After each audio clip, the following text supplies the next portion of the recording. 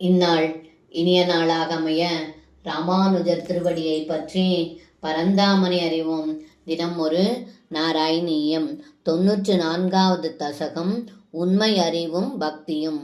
சுத்தா நிஷ்காம தர்மைஹி பிரவர குருகிராம் தத்ஸ்வரூபம் பரம் தே சுத்தம் தேஹேந்திரியாதி யபகத அகிலம் व्याप्तमावेदयन्ते नानात्वस्दौल्यकार्स्याधि तुगुणजवबुस् सङ्गदोत्यासिधं ते वग्ने दारुप्रभेदेश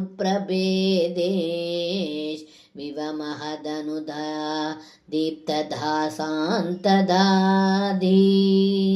இந்த பாடலுக்கு அர்த்தம்: ஏ குருவாயூரப்பா, ஒரு நல்ல குருவின் உபதேசத்தால் இந்திரியங்களை அடக்கி எல்லா கர்மங்களிலும் ஆசை இல்லாமல் சுத்தமான மனம் படைத்தவன் உன்னுடைய உண்மையான அரூப ஸ்வரூபத்தை காண்கிறார்கள். அப்படிப்பட்ட உன் உருவமானது உடல் இந்திரியங்களை காட்டிலும் வேறானது.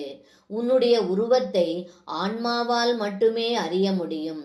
பக்தர்களால் காணப்படும் தங்களுடைய ஸ்வரூபம் அவரவர்களுடைய அறிவினாலும் கற்பனையினாலும் செய்யப்பட்டதாகும்.